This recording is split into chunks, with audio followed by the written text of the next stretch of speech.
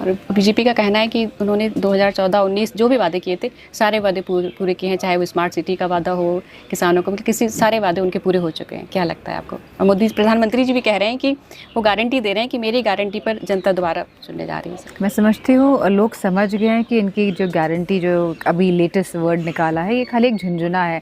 जिस तरह बच्चों को खुश करने के लिए झुंझुना हिला देते हैं और फिर बच्चे थोड़ा सा खुश हो जाते हैं, तो मैं समझती हूँ इनकी गारंटी भी उसी का एक मॉडल टाइप है झुंझुने का। बीजेपी का कहना है कि भाई सरकार बनती है तो संविधान में कुछ चेंजेस होने, मैं तो समझती हूँ लगातार उनके मुख से जो उनके प्रत्याशी है बात निकली है कि हम संविधान बदल देंगे, और ये बहुत ही संवेदनशील मामला है, बहुत ही नाजुक भी चीज़ है, क्योंकि कहीं ना कहीं जो हमने देखी है जिस तरह की स्ट्रैटेजी और जिस तरह से काम किया है भारतीय जनता पार्टी ने, वो खाली उन्होंने मुट्ठी भर जो अमीर उद्योगपति लोग हैं उनको फ़ायदा पहुंचाने के लिए ही ज़्यादातर ये लोग बिल पास करते हैं हाउस में, और ज़्यादातर यही बात हुई है। और लाखों करोड़ रुपए इन गिने चुने उद्योगपतियों का ही माफ़ हुआ है। अगर हम यही पैसा अगर हम अपने गरीब किसानों के अगर हम जो लोन्स हैं उनको माफ़ करने में देते, तो मैं समझती हूँ कहीं ना कहीं इकोनॉमी आगे प्रोग्रेस करती।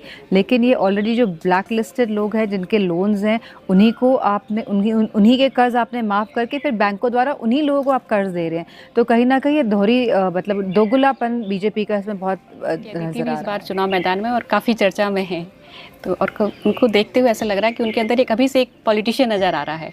तो उनको क्या आप गाइड कर रहे हैं या वो खुद ऐसा कर रही हैं? नहीं, वो बेसिकली बिकॉज वो बेटी है एंड आई एम मदर, तो शी जस्ट वांटेड कि मम्मा को कहीं ना कहीं मैं सपोर्ट करूं। नारी शक्ति के हैं कई रूप और हर परिस्थिति के अनुरूप बदलती हैं ये अपना स्वरूप। आज ऐसी ही एक नारी शक्ति हमारे साथ हैं जो एक आदर्श बहू, आदर्श पत्नी और एक आदर्श महिला के रूप में जानी जाती थी, पर अब आज वो एक परिपक्व नेता और लोकप्रिय सांसद के रूप में अपनी पहचान बना रही हैं। मैनपुरी से लोकसभा सांसद डिम्पल यादव जी लोकसभा की उम्मीदवार हैं। डिम्पल जी, स्वागत है आपका। Thank you. सबसे पहले तो परिवार की जिम्मेदारियों को आपने बहुत अच्छे से निभाया, उनके दायित्व को बहुत अच्छे से निभाते हुए अब आप एक जनप्रतिनिधि की जिम्मेदारी का दायित्व भी बहुत अच्छे से निभाने की कोशिश कर रही हैं। तो आप क्या अंतर महसूस कर रही हैं एक परिवार और समाज की जिम्मेदारी की? मैं समझती हूँ कि ज़िम्मेदारी तो है, क्योंकि आप पॉलिटिक्स में तो आपकी ज़िम्मेदारी तो बनती है, और दोनों में फ़र्क ज़्यादा है नहीं, क्योंकि मतलब जहाँ आप अपने परिवार के लिए आपको टाइम देना पड़ता है ना, आप रिस्पॉन्सिबल होते हैं और आपकी ड्यूटी होती है, तो वैसे ही आई थिंक कि जब आप एक जनप्रतिनिधि बन जाते हैं तो आपको समय देना पड़ता है ना, आपकी ड्यूटी और आपकी रिस्पॉन्सिबिलिटी दोनों होती है। मैनपुरी नेताजी के लिए कर्मभूमि रही है और अब मैनपुरी की जनता आप में नेताजी को देख रही है और कहीं ना कहीं आपने भी जनता के बीच अपने आप को स्थापित कर लिया। तो इसके पीछे किसका सपोर्ट रहा है, कैसे आप ये सब कर पाए? नहीं, ये तो क्योंकि जैसे कि आपने कहा कि मैनपुरी नेताजी की कर्मभूमि रही है, और जो संपर्क और जो रिश्ते नेताजी ने स्थापित किए थे, बस उनको अब मैं समझती हूँ एक साथ बांधे रखने की जिम्मेदारी है। चलिए, बहुत अच्छे से आप बांधने की कोशिश कर रही हैं। एक मैंने देखा यहाँ कि महिलाओं में आपके प्रति काफ़ी उत्साह है जी, और वो उनको काफ़ी आपसे उम्मीदें भी हैं। तो महिलाओं के लिए आपने ऐसा क्या सोचा? अभी जब सपा सरकार थी तो 1090 लाने में आप काफ़ी बड़ा योगदान रहा है, तो आपको और आप महिलाओं के मुद्दों पर हमेशा संवेदनशील रहती हैं। जी हाँ, बिकॉज आपने क्या सोचा? बिकॉज क्योंकि हमारे राष्ट्रीय अखिलेश यादव जी खुद ही बहुत ही प्रोग्रेसिव सोच के नेता है, एंड मैं उनकी वाइफ भी हूँ, तो मैं समझती हूँ कहीं ना कहीं उन्हें लगता है कि महिलाओं को लगता है, और हमने काम करके दिखाया है। हम लोग जैसे 1090 जो महिला हमने सेवा शुरू करी थी, इसी के चलते हमने लैपटॉप्स भी दिए थे बच्चों को, और कन्या विद्याधन भी मिलता था बच्चों को, एंड काफ़ी सारी वुमेन पेंशन भी हम लोगों ने चलाई थी। तो वुमेन ओरिएंटेड काफ़ी स्कीम्स चलाई थी जहाँ पे हम लोग खाली वुमेन्स पे कॉन्सेंट्रेट कर रहे थे, जैसे चाहे वो न्यूट्रिशन मिशन हो, चाहे हम प्रेग्नेंट वुमेन्स को खाना खिलाने की जो मिशन चलाया था। तो इस तरह हमने काफ़ी चीज़ें कंसंट्रेट करके महिलाओं की तरफ डायरेक्ट करने की कोशिश करी है, और मैं समझती हूँ कि मैं खुद महिला हूँ, तो डेफिनेटली महिला और यंगर जनरेशन ऑफ गर्ल्स थोड़ा सा अट्रैक्शन और इंस्पिरेशन कहीं ना कहीं उनको लगता होगा, because I am quite similar to them. Right. कि बीजेपी भारत को आत्मनिर्भर बनाने की बात कर रहे हैं, तो आपको नहीं लगता कि आत्मनिर्भर महिला के बिना क्या भारत आत्मनिर्भर बन सकता है? क्या आपको नहीं लगता कि देश की हर महिला को आत्मनिर्भर बनना चाहिए? नहीं, सबको आत्मनिर्भर बनना चाहिए और महिलाओं को तो स्पेशली बनना चाहिए, because what I have seen is कि ज़्यादातर महिलाएं जो इंडिपेंडेंट नहीं होती हैं वो कहीं ना कहीं अपने आप को ठीक से एक्सप्रेस भी नहीं कर पाती होंगी और अपनी राय और अपनी मत भी नहीं इतने सुचारू रूप से रख पाती होंगी। एंड आई फील कि एजुकेशन एक बहुत इंपॉर्टेंट टूल है जिसके सही ढंग के इस्तेमाल से जहाँ वुमेंस को एजुकेट कर सकते हैं महिलाओं को, वहीं फिर वो इंडिपेंडेंट होकर वो अपना रास्ता खुद तराश सकती है। तो I believe in that. UP सरकार का कहना है कि महिलाओं की सुरक्षा के लिए एक ज़ीरो टॉलरेंस की नीति अपनाई गई है, तो आपको क्या लगता है कि महिला कितनी सुरक्षित है? नहीं, उत्तर प्रदेश में तो जैसा मैंने देखा है और जैसे एनसीआरबी के आंकड़े लगातार बता रहे हैं और जितनी घटनाएं सुनने को रोज़ जो अखबारों के माध्यम से आती है, मैं समझती हूँ बहुत ही निराशाजनक स्थिति में उत्तर प्रदेश और पूरा देश है for that matter of fact. हमने इतना देखा है कि बाहर से आए हुए टूरिस्ट के साथ भी रेप्स हो जाते हैं आज हमारे देश में। हमने मणिपुर जैसी घटना को देखा है जहाँ पे जो महिलाओं की जो दुर्दशा हुई पूरे देश ने और पूरे विदेश मतलब कि इंटरनेशनल मीडिया तक में ये रिपोर्ट्स थी, लेकिन हमारे संसद में लोग इस पर बातचीत और चर्चा करने के लिए नहीं तैयार थे। तो ये बहुत ही अनफॉर्चुनेट है for a country like India, जहाँ पे नारियों को पूजा जाता है, जहाँ पे सम्मान होता है, जहाँ पे नौ दुर्गा की हम पूजा करते हैं। तो मैं समझती हूँ कहीं ना कहीं ये भाजपा की दोहरी जो नीतियाँ है उसकी वजह से कहीं ना कहीं महिलाएँ पिछड़ती जा रही है। बीजेपी कह रही है 400 पार, पीडीए कितने पार?